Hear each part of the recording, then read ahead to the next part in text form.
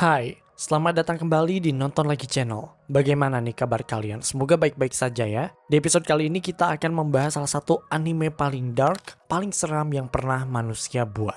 Perfect Blue. Anime yang dirilis tahun 97 ini memiliki alur cerita dan vibe yang sangat menakutkan hingga banyak orang yang trauma dengan film satu ini. Tidak hanya itu, walaupun dirilis tahun 97, ternyata film ini masih relevan hingga sekarang. Lantas, apa yang membuat Perfect Blue begitu menakutkan? Kita akan bahas lengkapnya. Jadi, bersiaplah.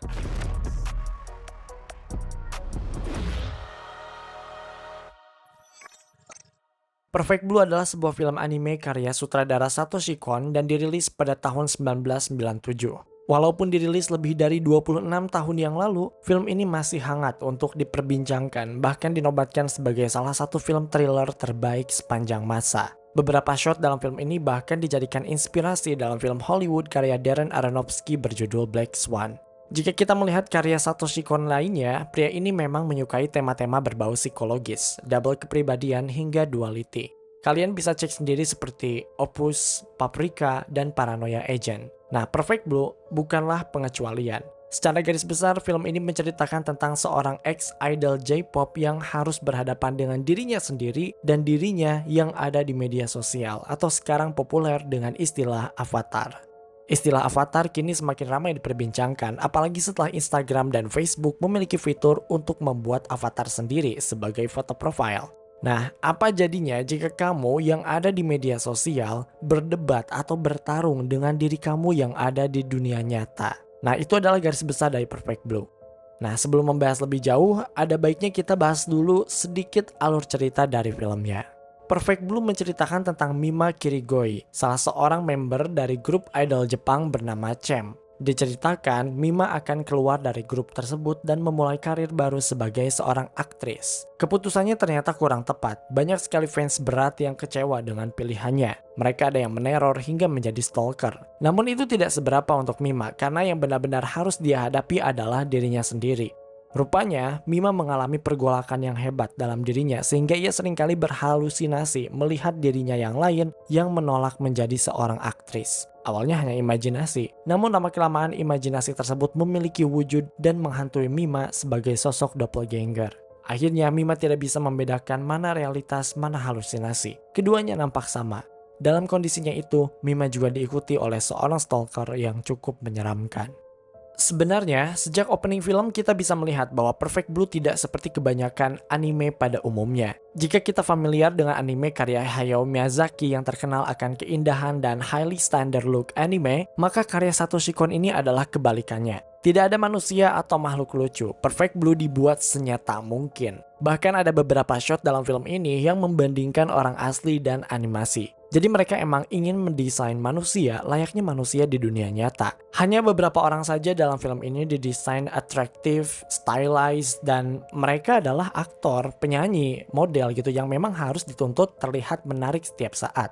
Kebanyakan yang ditampilkan di sini justru adalah look manusia pada umumnya, termasuk Mima, sehingga apa yang terjadi pada Mima itu terasa nyata. Di opening film kita melihat dua Mima, yaitu sebagai seorang idol dan manusia biasa. Saat menjadi seorang idol, hidupnya penuh dengan teriakan fans, jepretan kamera, dan pertanyaan-pertanyaan dari wartawan. Dan ketika menjadi manusia biasa, ia menjalankan kehidupan pada umumnya. Dan inilah Mima yang sebenarnya. Lantas, apa yang membuat Perfect Blue begitu menakutkan? Well, ini berkaitan dengan identitas. Kita mengetahui bahwa Mima adalah seorang idol Jepang dengan reputasi yang bagus, ceria, ramah, humble, menyenangkan, dan itulah identitas yang dipercaya oleh masyarakat. Mereka menganggap Mima memiliki sifat-sifat itu dari persona yang Mima tampilkan lewat panggung dan media massa seperti televisi, majalah, dan radio, bukan berkenalan atau mengenalnya secara langsung. Bukankah ini terjadi pada kita, guys? Kita kadang menganggap artis ini terlihat baik hanya dari apa yang mereka posting di media sosial. Padahal kita nggak tahu mereka aslinya tuh kayak gimana. Kenal aja tuh enggak gitu kan. Well, ketika Mima memutuskan untuk berhenti dari dunia idol, fansnya marah. Mereka kehilangan Mima sebagai sosok yang ceria dan menyenangkan. Apalagi ketika Mima, dalam dunia peran yang ia pilih, ia harus memerankan karakter sensual seperti diperkosa, ramean, hingga bertelanjang dada. Dari sini image Mima berubah, begitupun persepsi yang ada di benak fansnya. Apa jadinya jika persepsi itu menjadi reality, benar-benar hidup dan memiliki tubuh pada umumnya? Persepsi itu kan sebenarnya hanya pemikiran, namun dalam film ini dibuat hidup dan memiliki tubuhnya sendiri. Persepsi inilah yang menyerang Mima dan menjadi pujaan para fansnya. Persepsi yang menjelma menjadi sosok Mima yang ceria, humble, cewek baik-baik. Persepsi ini yang disukai oleh stalker dan fansnya, bukan Mima yang menjual tubuhnya demi peran. Persepsi ini juga menjelma dan menyerang Mima. Disinilah krisis identitas itu terjadi. Mima kehilangan dirinya yang sebenarnya hingga pada akhirnya ia tidak mengenal dirinya sendiri. Kondisi semakin memburuk ketika Mima kesulitan membedakan mana realitas, mana TV show. Ia terbawa dengan identitas yang diciptakan oleh TV show yang ia perankan. Identitas ini membawanya pada situasi yang lebih buruk karena Mima memiliki seorang stalker sekaligus fans berat yang tidak terima dengan keputusannya memerankan cewek nakal di TV show itu. Stalker itu menyebut dirinya sebagai Mr. Mimania. Mr. Mimania adalah karakter yang memiliki sedikit dialog. Dia hanya mengucapkan beberapa kalimat tapi pengaruhnya sangat besar, baik untuk dirinya maupun Mima. Dia adalah penggemar berat Mima sebagai sosok idol Jepang. Dalam opening film, Mr. Mimania digambarkan sebagai sosok yang sangat helpful, sangat membantu untuk konser Mima. Dia menjadi salah satu anggota keamanan di konser tersebut. Namun dalam opening ini, kita melihat siapa dia sebenarnya dan bagaimana cara dia melihat Mima. Dalam opening film terdapat salah satu shot yang semua orang setuju bahwa ini adalah salah satu shot paling jenius dalam sejarah perfilman dunia, khususnya anime. Shot ini memperlihatkan Mr. Mimania yang sedang menonton konser Mima, namun perlahan ia mengeluarkan tangannya dan menjadi wadah untuk Mima. Tangan itu seolah menggenggam, mencengkeram, dan menguasai Mima. Dari sini kita sudah bisa mendefinisikan bahwa pria ini adalah pria yang sangat terobsesi dengan sosok Mima sebagai idol Jepang. Yang perlu diperhatikan di sini, Mr. Mimania melihat Mima bukan sebagai manusia sebenarnya, tapi sebagai avatar. Dan ketika avatar itu berganti shift menjadi Mima yang nakal di peran TV show, Mr. Mimania langsung membunuh siapapun yang menjadi penyebab Mima mengganti perannya dari yang tadinya idol yang ceria, humble, dan baik menjadi Mima yang sensual dan tidak bermoral. Oke, takut ada yang salah paham, kita samakan persepsi dulu ya, apa itu avatar. Takutnya kalian ada yang mikir kalau avatar di sini maksudnya avatar Aang atau avatar manusia biru atau avatar yang lain. Jadi pembahasannya nanti nggak sinkron gitu kan ya. Nah, jadi avatar yang kita maksud adalah image atau personal branding yang terwujud dari apa yang kita tampilkan pada halayak secara tidak langsung. Dilansir dari webdev.id, avatar adalah gambar yang mewakili sebuah akun jejaring sosial, platform, atau game online. Contoh sederhananya seperti ini. Kalian pasti punya akun Facebook, Instagram, atau mungkin Twitter. Nah, kalian pasti punya profil sendiri kan di sana. Nah, kita bisa tahu kamu dulu itu sekolah di mana, kerja di mana, atau bahkan sedang menjalin hubungan dengan siapa. Setiap profil itu kan pasti memiliki fotonya sendiri kan. Nah, itu yang disebut dengan avatar. Avatar tuh ya tidak jauh beda dengan diri kita, hanya saja bentuknya online, bentuknya tulisan-tulisan, postingan-postingan, dan foto-foto, jadi semuanya online. Nah, dalam film Perfect Blue ini, Mr. Mimania melihat Mima itu sebagai sosok avatar, bukan sebagai manusia sungguhan. Begini, avatar di media sosial baru populer ketika media sosialnya itu juga populer. Sebelum sepopuler sekarang, avatar tuh ya bentuknya tuh lain. Avatar hanya dimiliki oleh orang-orang tertentu, khususnya para artis seperti Mima. Avatar itu tidak terbentuk dari media sosial, tapi dari bagaimana mereka tampil di atas panggung atau televisi. Orang-orang yang menontonnya melihat mereka sebagai sosok yang terlihat di panggung, gak tahu aslinya kayak gimana.